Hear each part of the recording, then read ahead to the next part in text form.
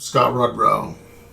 I'm from TeamGMG, and this is Invigor, the game that we created for our CAPSTONE project.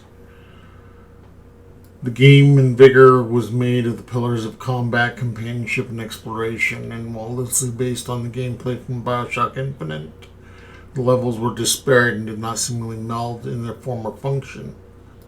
Of course, the thing that is your greatest achievement starts out as your greatest flaw, and the skills we used to overcome this flaw were game instancing, UI, and the hierarchy of the controller functionality in Unreal Engine.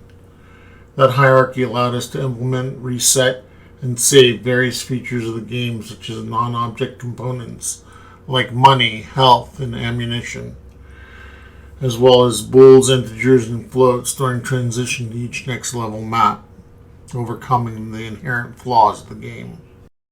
Bryson Coleman here. Something that we had a hard time with was onboarding the player into the game world, into the atmosphere, into how to play the game. Creating a compelling tutorial that doesn't really hold the player's hand was something that we really wanted for the game.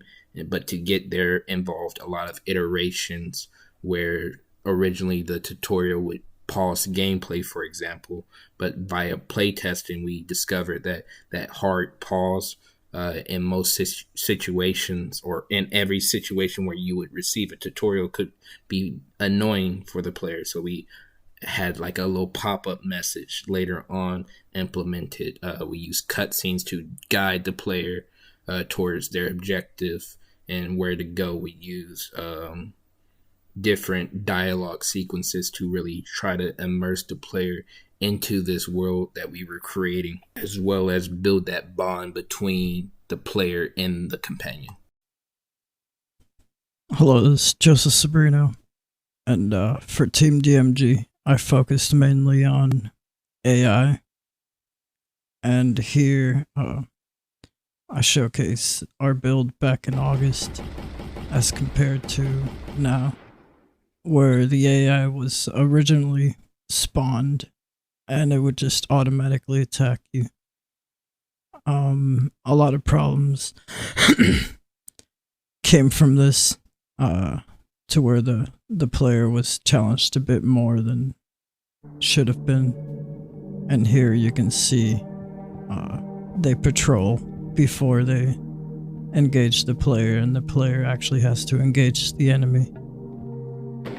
And the AI for the companion as well was a bit smoother.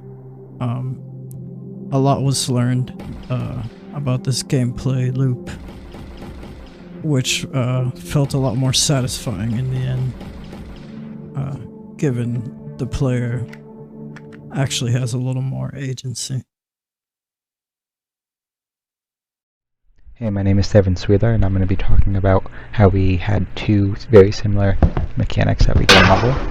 So first was the blink, which can be used up to 3 times to move about 20 feet ahead of yourself very rapidly. This was used first as a traversing mechanic and later turned into a combat mechanic, so you can easily get away from enemies, versus the teleport mechanic, which is a click, point, and click again to move with no cooldown to up to large distances.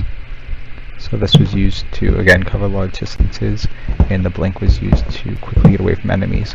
And the best way for us to differentiate between the two was to combine it into one level and make it so that they each serve different purposes. And that's how we overcame the issue of having two very similar mechanics and making them work for us in the game.